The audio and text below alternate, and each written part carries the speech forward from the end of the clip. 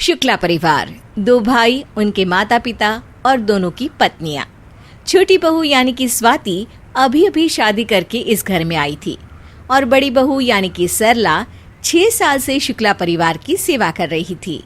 एक दिन की बात है, स्वाति अपनी सास को चाय देते हुए कहती है, ये लीजिए चाय मम्मी जी। और पापा जी, आपके लिए भी पोहे सरला दीदी बनाकर ला रही है। देख रहे हैं अर्जुन के पापा, हमारी दोनों बहू कितनी सुशील और आज्ञाकारी है। मेरे पिछले जन्म के अच्छे कर्म होंगे जो मुझे भगवान ने ऐसी बहुएं दी है, वो भी 2-2। सही कह रही हो तुम आनंद की मम्मी। दोनों ही बच्चियां एकदम अच्छे से ख्याल रखती है हमारा। ये सब सुनकर स्वाति शर्मा जाती है और हिचकिचाते हुए कहती है, मम्मी जी, पापा जी, वो मैं सोच रही थी कि शादी से पहले मैंने ग्रेजुएशन कर लिया था, तो अब मेरी इच्छा है कि बैंक के एग्ज़ाम की तैयारी कर लूँ। मुझे पूरा विश्वास है कि यदि मैं 2-3 महीने मन लगाकर पढ़ाई कर लूँगी तो मेरी नौकरी वहाँ पक्की हो जाएगी और जो सैलरी मिलेगी उससे घर खर्च में और मदद हो जाएगी। क्या कहा बहू? एग्ज़ाम? नौकरी? अरे तुम्हारी हिम्मत कैसे हुई ये सब सोचने की? देखा अर्जुन के पापा, इसकी अभी थोड़ी सी तारीफ क्या कर दी, ये तो हमारे सर पर नाचने लगी।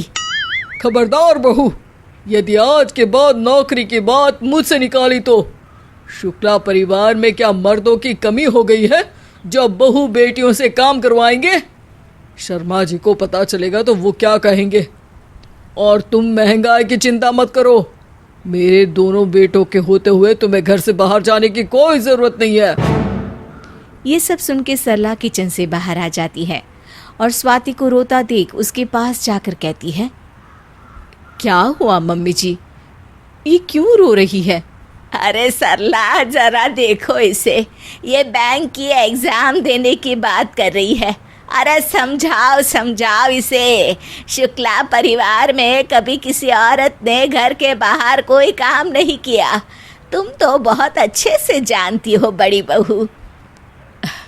अरे मम्मी जी, ये तो नादान है, लेकिन आप चिंता मत कीजिए, मैं इसको सब समझा दूंगी। अभी पूरे घर का पोछा लगवाती हूँ, सारी अकल ठिकाने आ जाएगी इसकी। ये सब सुन के सास ससुर हंसने लगते हैं और सरला छोटी बहू को अंदर कमरे में ले जाती है। रो मत स्वाति, मैं हूं ना, सब ठीक हो जाएगा। दीदी, मुझे तो लगा था कि आप मेरी फीलिंग्स को समझ लोगी, लेकिन आप भी। अरे नहीं स्वाति, वो सब तो मैंने जानबूझकर किया ताकि किसी को हमारे प्लान के बारे में पता ना चले। कैसा प्लान दीदी? स्वाति, मैं जब 6 साल पहले इस घर में आई थी ना, तब मेरा भी सपना था कि मैं आगे की पढ़ाई ख़त्म करके नौकरी करूं, लेकिन ये अकल के पिछड़े हमारे सास ससुर के आगे मेरी एक ना चली और ना मेरे पति ने मेरा साथ दिया। तो प्लान ये है कि मेरा सपना भी अब तुम पूरा करोगी। पर कैसे दीदी? सासू माँ को पता चलेगा तो वो मुझे घर से ही बाहर निकाल देंगी। अरे तू सिर्फ अपनी पढ़ाई पर ध्यान दे और बाकी काम मुझ पर सौंप दे। बस बीच बीच में उन दोनों को चाय नाश्ता दे आना ताकि उन्हें शक ना हो। ये कह के सरला वहाँ से चली जाती है और हर दिन स्वाति के हिस्से का काम भी वो अकेले संभाल लेती है। कुछ दिन बाद सरला अपनी सास से कहती है, मम्मी जी, स्वाति की तो मैंने बैंड बजा के रखी है। आपके कमरे का झाड़ू मैंने लगा दिया था, लेकिन फिर भी उससे दोबारा लगवाया।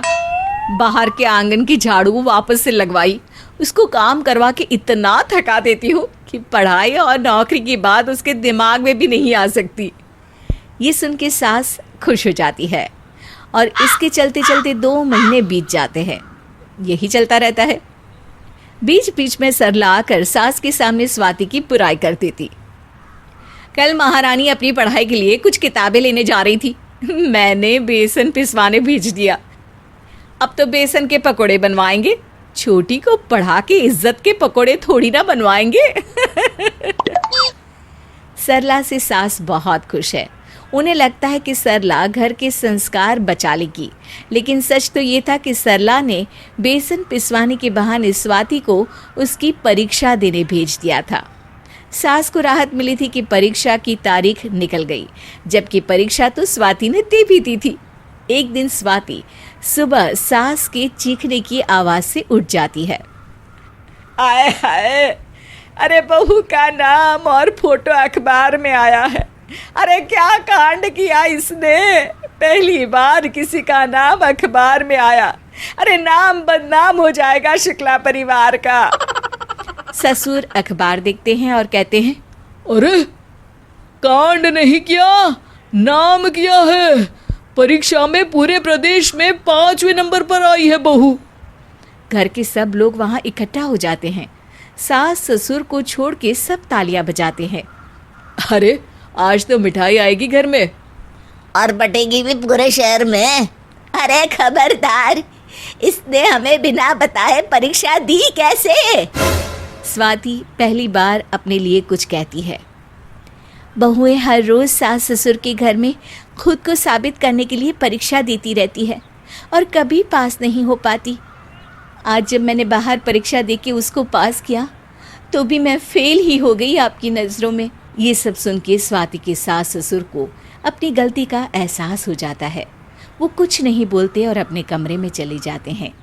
स्वाति सरला को अपने कमरे में ले जाती है और कहती है, सरला दीदी, आज मैं जो कुछ भी हूँ सब आपके कारण हूँ। आप मेरी जेठानी नहीं, मेरी सगी बहन से भी बढ़कर हो।